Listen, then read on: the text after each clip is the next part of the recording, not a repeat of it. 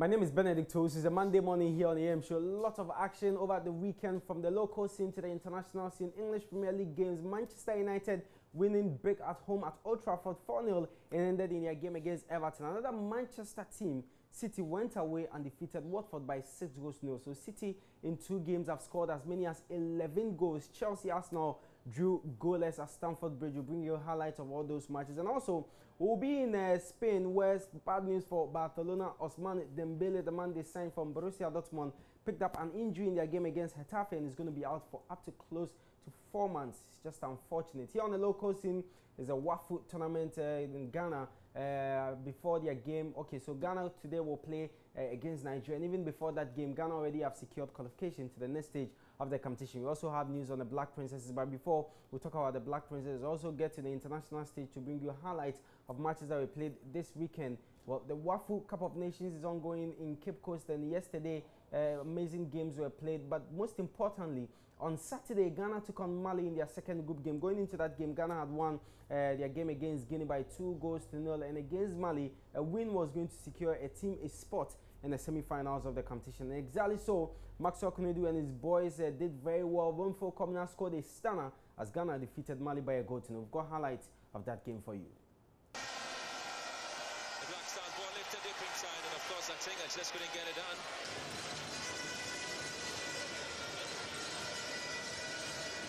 From Mali, Sonsa.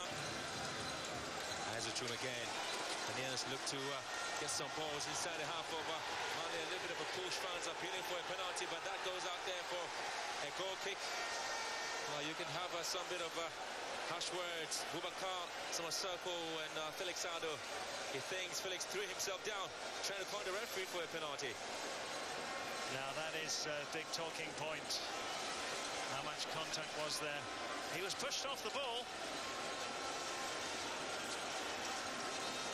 Did touch it there, that could be very dangerous. Kobna. And Goni now wins it for Mali. Musa Kone. Musa Kone, good ball in. Mali with a chance. And again hit wide. Still trying to look for the opportunity around the Malian half. Kobna!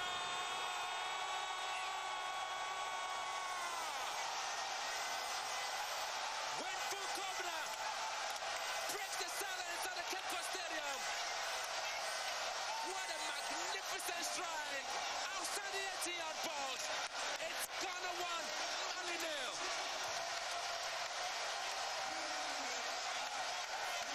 and it's a superb finish from Winful Kobana. The fans have come in huge numbers, are rewarded as the Black Stars finally strike. Didn't he strike it so sweetly?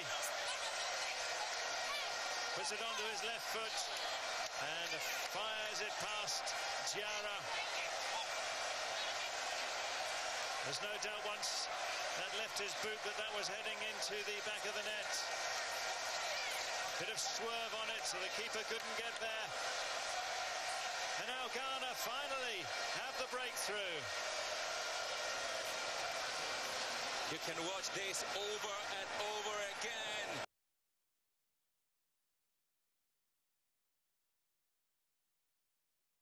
So Ghana defeated Mali by a goal to nil on Saturday at the Cape Coast Stadium. Ketsi, that stunner from Kobna. Now, he was the man of the match and he had this to say after the game.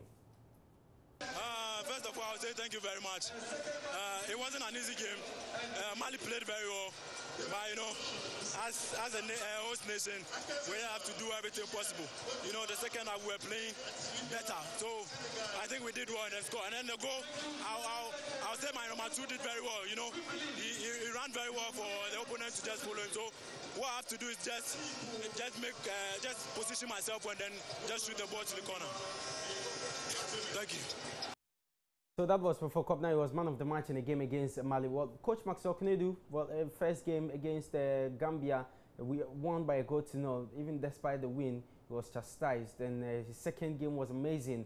That was against Guinea. It was 2-0. And yesterday, Saturday, another 1-0 win. This also he had to say after the game. I think we first have to thank our supporters and our sponsors. I think they've done a lot for us, and we are very, very, very happy to be in the competition. Now we've secured final, semi-final, no, quarter-finals, right? Quarter-final stage, we are very, very happy. We'll go and strategize to come and meet Nigeria come Monday. Now, Nigeria is in a very difficult situation. They absolutely have to beat Ghana in order to hope of going to the next round. Yeah, they have to beat us. And matches between these two countries, anything can happen. But they will be in for a very difficult match on Monday. Thank you. Thank you. So that was Max Oknodu, coach of the Black Stars B, speaking after his side's 1-0 win over Mali on Saturday. He made mention of the game against Nigeria. That game is happening this evening at the Cape Coast Stadium. It's a large group game. They've already booked qualification to the semi-finals of the ongoing WAFU Cup of Nations. So the other game tonight is Guinea-Mali. The games will be played simultaneously. So we'll have the Ghana-Nigeria game, which will be at the Cape Coast Stadium. And also at the other end, that's the Indom Stadium. That's where we're going to have the Guinea-Mali game. Nigeria must beat Ghana to progress to the next stage of the competition. Ghana already in there. So we still have to update you on national teams. Well, so away from the Black Stars B, the Black Princesses also started their qualification to the to next year's FIFA Under-20 Women's World Cup in France on a high as they defeated Algeria by 5-0 away in Algiers. So it ended 5-0 in favor of Coach Yusuf Basigi's team. And what's going to happen is in a fortnight they will play host to Algeria in Ghana, and any form of results will see the girls progress to the next stage of the qualifiers. Remember, they are chasing a 6th consecutive qualification to the FIFA Under-20 World Cup. Away from the local scene, we have to do the English Premier League. Matches were played over the weekend. Actually started on Friday and Saturday. Most of the games were played, and Super Sunday was yesterday, where we saw 2 games. Arsenal-Chelsea ending goalless at Stamford Bridge, and also the other one was the Manchester United-Everton game, which ended 4-0 in favour of Manchester United. But even before, we watched highlights of matches that were played yesterday. On Saturday, lots of matches were played. Liverpool played host to Burnley. Liverpool coming into this game had lost their last Premier League game to City by 5-0 at the Etihad Stadium. In midweek, that was last week, they played in the UEFA Champions League against Sevilla, which they drew 2-2 at Anfield. So for most Liverpool fans going into that game, they were hoping that Liverpool were going to get a good result, but it didn't happen as they drew 1-1 with Burnley. Also, we'll show you highlights of how Manchester City, with Sergio Aguero scoring a hat-trick, defeated Watford by 6-0. First, we've got Liverpool and Burnley, and then we'll watch Manchester City, Watford. After a tough week, both domestically and in Europe, Liverpool faced another tricky assignment as Burnley made the short trip to Merseyside. Boss Jurgen Klopp rang the changes with Philippe Coutinho handed a start after his failed transfer to Barcelona. Liverpool started well, however, as Daniel Sturridge asked questions of Nick Pope in Burnley's goal. While Liverpool were dominating possession, their defensive fragilities again came to the fore as Scott Arfield handed the visitors the lead against the run of play. Brady with a good header in towards Wood. It's Arfield! Superbly taken, and Burnley lead at Anfield. Scott Arfield with the finish. The advantage didn't last too long, however. 4 minutes later, Mohamed Salah displayed excellent control and a deadly eye for goal. The Reds ended the half in the ascendancy as Pope was the busier of the two stoppers, but the sides headed into the break level at a goal apiece. Momentum remained with Liverpool with the resumption of the second half. Pope's goal was under constant threat, but stepping in for the injured Tom Heaton, the Clarets' number 2 wasn't too phased. For all their attacking impetus, Liverpool's last line, again flattered to deceive as Joel Matip came to his side's rescue. From the resulting corner, Simon Mignolet was excellent to keep out Ben Mee. The game ended in a flurry. At the other end, Dominic Solanke had the beating of Pope, but not the woodwork. 1-1 is how things ended. Another frustrating afternoon for Liverpool. Manchester City were in Watford on Saturday, having had a good last week, hammering Liverpool 5-0 7 days ago, before destroying Feyenoord in the Netherlands to begin their Champions League season on Wednesday. While the Hornets were able to hold their own for nearly half an hour, this contest followed the same pattern for the citizens as they hammered Marco Silva's outfit 6-0 at Vicarage Road. Sergio Aguero scored a brace in the space of 4 first-half minutes, with Gabriel Jesus taking the scoreline to 3-0 at the interval. Nicolas Otamendi's powerful header 3 minutes after the hour made it 4-0 before the visiting fans rose as one for the next goal. Aguero just trying to tiptoe his way through. Was it in? Sergio Aguero turns to celebrate a hat-trick. Raheem Sterling was brought down in the Watford area in the closing stages of the match, and the England international picked himself up to tuck away the 6th in a convincing display from Pep Guardiola's men. So Manchester City defeated the team that was Watford by 6 goals to 0. I nearly said Manchester City defeated Liverpool by 6 goals to 0. So Manchester City was 6-0 in favour of City in their game against Watford. And earlier I saw Liverpool drew 1-1 with Burnley at Anfield. Now Manchester United, when Rooney was going back to his former club for the first time since leaving for his boyhood club, that's Everton. Well, it was at Old Trafford. Manchester United started their first English Premier League game without Paul Pogba, who has picked up an injury and is going to be out for some time. They won that game by 4 goals. No, also Chelsea, as I mentioned earlier, drew goalless with Arsenal at Stamford Bridge. On his return to Old Trafford on Sunday for the first time since leaving for Everton in the summer. But it was a completely surprising player who set the game alight, the way the Toffees' number 10 used to do at the Theatre of Dreams in the 4th minute. There's Valencia. Oh! My. Well, he doesn't score many, but he's just scored a worldie. After that start, the game settled somewhat, with Rooney warning United to remain on their guard even if he is a club hero. Also facing the team he played for last season before a £75 million move to Manchester, Romelu Lukaku spurned the chance to make it 2-0 in the 26th minute. Straight out of the break, Rooney was again in on goal, but this time David De Gea was in his way, while at the other end of the field, Juan Mata hit the post 4 minutes after the hour. The Red Devils had been by far the superior side in the match and finally got their elusive second goal inside the last 10 minutes. And Mkhitaryan, game over.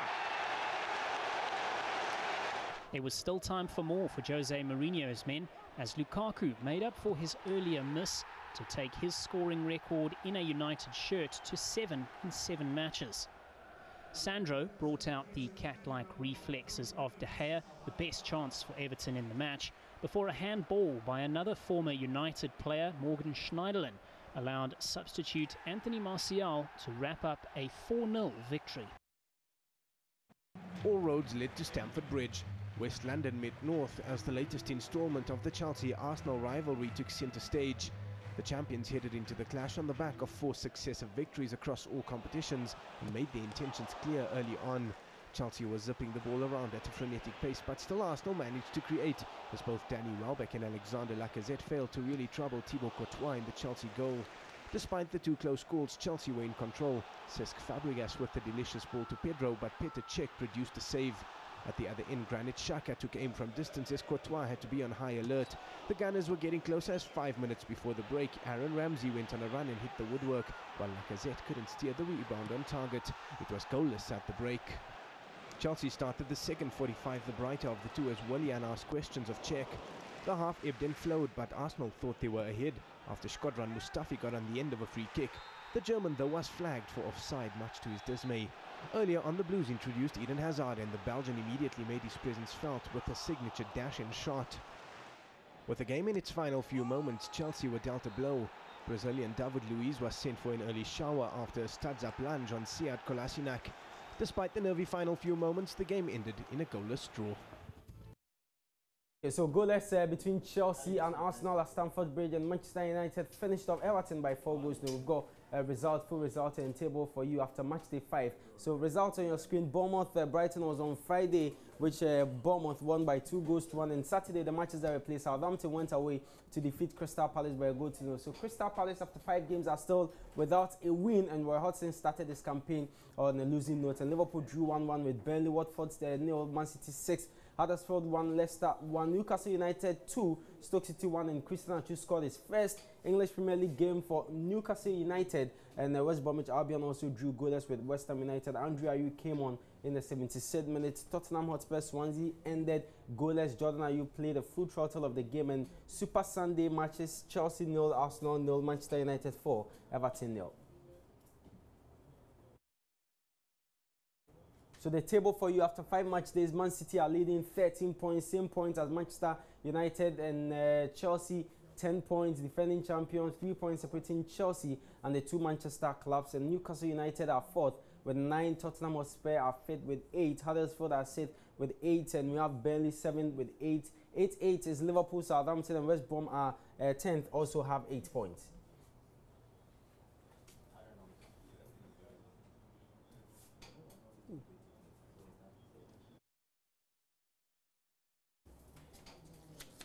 Okay, so we are unable to bring you highlights of the Spanish La Liga, but the results on your screen: Eibar 1, Leganés 0, Levante defeated Valencia by drew 1-1. Getafe lost 2-1 to Barcelona. That's where Ousmane Dembele picked up his injury, and Robertis 2. Deportivo La Corona 1. Atletico Madrid also defeated Malaga by a goal to 0. Then matches that were played yesterday: Alaves lost 3-0 to Villarreal. Girona also lost 1-0 to Sevilla. Las Palmas defeated Atletico Bilbao by a goal to 0. Real Madrid went away to defeat Real Sociedad by 3-1. Later tonight, we've got Espanyol. They will come up against Celta de Vigo.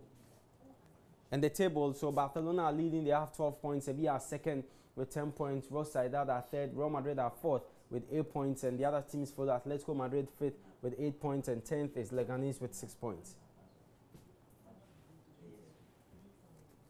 So away from football, a boxing bout was on Saturday. That was the bout involving Gennady Golovkin and Saul Alvarez, Canelo. It ended in a controversial draw. We've got highlights of that bout for you.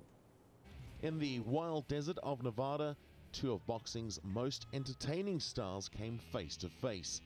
A bout to determine the best in the middleweight division. Gennady Golovkin was bidding to defend his WBC, WBA and IBF titles against Saul Canelo Alvarez at the T-Mobile Arena. Alvarez, who is yet to truly establish himself in the division following his only loss to Floyd Mayweather Jr. in 2013, took it to the champion in the early rounds. The 27-year-old Mexican, who has a wealth of experience under his belt with 51 fights to Golovkin's 37, was making it a point to go to the body, a strategic gamble he was hoping would pay off in the later rounds. But Golovkin had plenty of energy and was able to nullify his opponent's tactics. Golovkin picked up the tempo from the 3rd and managed to close the distance between the 2. Triple G's experience shone through during the middle rounds, where he landed more punches. And the Kazakhstani professional appeared to be in control in his bid to remain undefeated in 38 fights. Alvarez finished an absorbing fight the stronger and also produced some of the more eye-catching shots. But the bout was too close to call, with the judges declaring a split draw at the end of 12 rounds. Golovkin and Alvarez each got the nod from one judge, while the third declared it a 114 to 114 draw. A rematch may well be on the cards. Today people give me, draw, just my focus on boxing, I think, look my belts, I still champion, Max. I'm not lost, really. Do you want a rematch, Canelo? ¿Quiere la revancha? Claro que sí, por supuesto que sí. Yes, of course, obviously yes. Si la gente lo quiere, hacemos la revancha. If the people want it, yes. Este es empate porque no hay revancha. So all you have to do is join us at 2 for more highlights. So the likes of Ojo, me, my big brothers, unfortunately, we are unable to bring you highlights of matches that we played in Spain, as well as updates on your game, AC Milan's game, but you won by 2-1. So join us at 2 on Sports Today for highlights of all those matches and the other stories. I'm Benedict Osu. Thanks so much for your company. There is more sports news on the My Joy online sports page.